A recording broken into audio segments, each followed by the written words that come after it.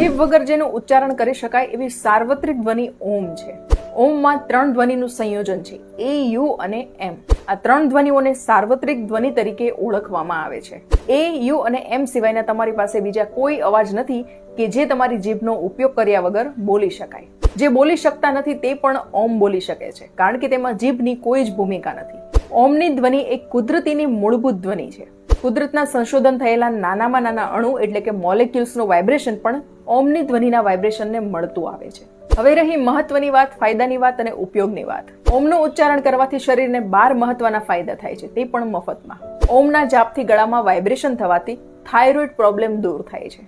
ઓમના જાપથી ગભરામણ જેવી સમસ્યા દૂર થાય છે. ઓમના જાપથી માનસિક શાંતિ, સ્ટ્રેસ અને ટેન્શનમાંથી કાયમી મુક્તિ મળે છે.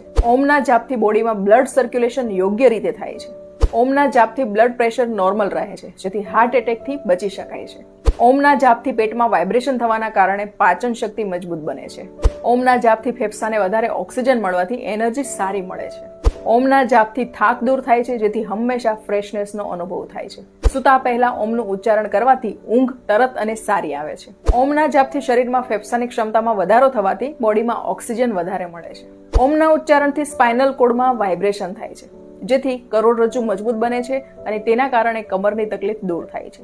ઓમના ઉચ્ચારણથી બ્રેઇનમાં વાઇબ્રેશન થવાથી એકાગ્રતા વધે છે અને માઇન્ડ પાવર વધે છે. નિયમિત રીતે ફક્ત 10 મિનિટ ઊંડા શ્વાસ લઈને ઓમનું ઉચ્ચારણ કરશો તો મોટી હોસ્પિટલમાં ઓક્સિજનના બાટલા નહીં ચડાવવા પડે. આમ રેગ્યુલર ઓમનો સતત જાપ કે ઉચ્ચારણ કરવામાં આવે તો આપણે સૌ ઘણા બધા રોગ ઘરે બેઠા જ દૂર કરી શકીએ છીએ. માહિતી કામની છે એટલે ગ્રુપમાં અવશ્ય શેર કરજો.